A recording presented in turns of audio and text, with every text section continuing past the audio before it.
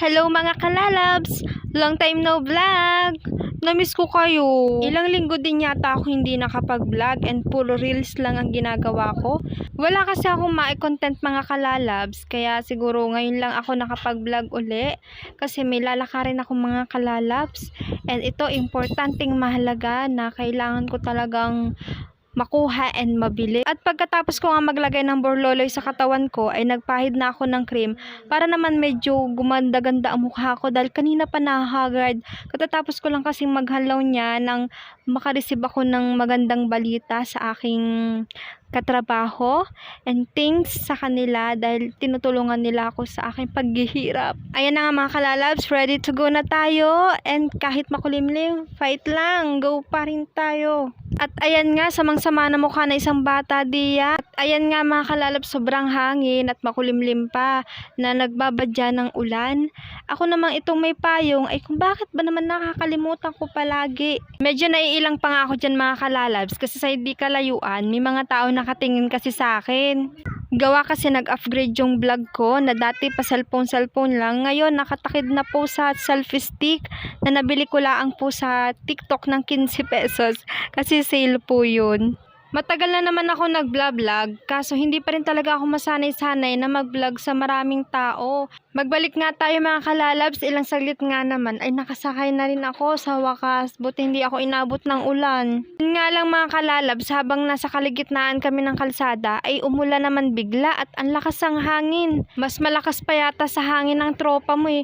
Uy, wag ganun, hindi tayo mga away. At ilang saglit nga lang mga kalalabs, nandito na ulit ako sa labas ng pinagtatrabahuhan ko. Day off ko pero na-miss ko ang aking pinagtatrabahuhan. Charis! Meron kasi ako inaantay na lumabas at siya yung nag-chat sa akin ng good news. Habang tinitingnan ko nga mga kalalabs tong mga nakapark na sasakyan, nasabi ko na lang sa isip ko, balang araw ihilera ko din dyan yung sasakyan ko.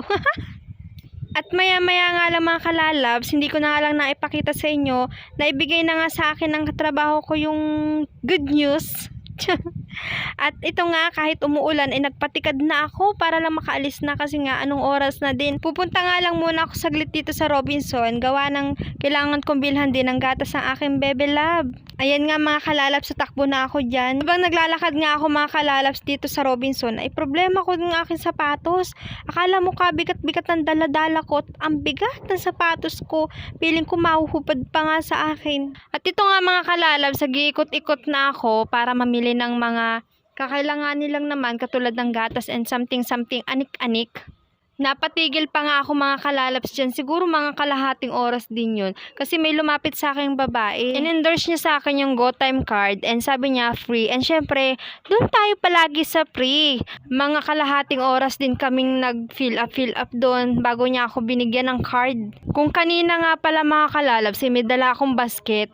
Ngayon wala akong kadala-dala. Kaya ayan, maghahanap pa naman tayo ng basket na malapit-lapit. Kasi nakakatamad nang bumalik. At baka may humarang na naman at hindi na naman ako makabili-bili, abutin na talaga ako ng gabi. Pero maya-maya din naman, may nakita ako nag-iisang basket at kinuha ko na agad bago pa ako magawa ng iba. Nag-ikot-ikot nga lang ako mga kalalabs na hindi ko malaman kung ano pang bibilhin ko bukod sa gatas. Blackout talaga ang utak ko dyan mga kalalabs at paikot-ikot lang ulo ko pero hindi ko alam kung ano pang bibilhin ko. Bala ko kasi bumili ng pang-ulam namin kinabukasan kaso hindi ko naman alam kung anong ulam ang pwede kong bilhin na pasok din sa budget. At habang iniisip ko nga kung anong pwede namin maulam kinabukasan, ay bumili muna ako ng tinapay ng aking bebe. At isa pa nga nakakahilo to, ang maghanap ng pagkain ng bebe ko at talagang napakapihikan din pagdating sa tinapay. Hindi ko rin alam kung anong gusto niya. Pagkatapos ko ngang mamili ng tinapay ng bebe ko ay bumalik ako sa bilihan ng mga dilata at naisip-isip ko na kung anong pwede kong bilhin. Corn beef na nga lang ang bibilhin ko mga kalalabs na pwede naming maulam bukas. Yung malaki na pinili ko para marami-rami. Pagkatapos ka bumili mga kalalabs ng corn beef ay nagdiretso counter na ako para hindi na ako matukso pang bumili ng iba at wala na talaga akong pera. Habang nakapila nga ako mga kalalabs ay patingin-tingin ako sa labas ng Robinson.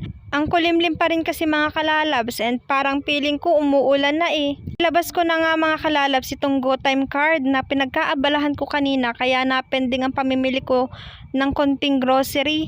Nang ako na nga ang magbabayad mga kalalabs, sakto namang nawalan ng kuryente at talagang pinag-aadya pa yata ng panahon na wag matuloy ang aking transact sa aking susunod na pupuntahan. Ilang minuto din gayaan ang nangyari bago pa ako nakapagbayad.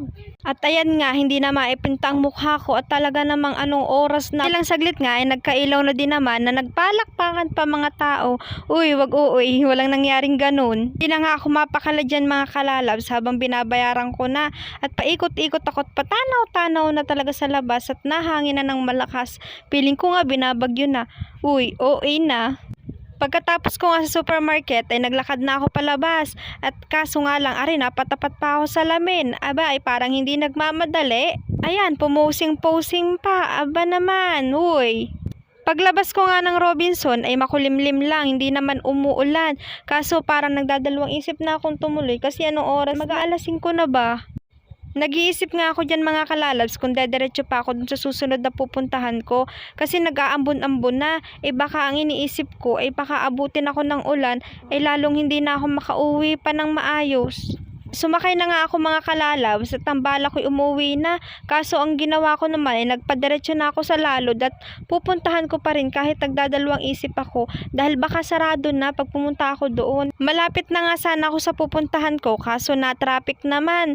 Talagang pinag-aadya na wag na akong pumunta pero go nang go pa rin ako eh. Kinakabahan na talaga ako dyan mga kalalabs kasi baka wala na akong abuting bukas pa. Kuya, may idea po kayo kung anong oras nagsasara yung Japan surplus?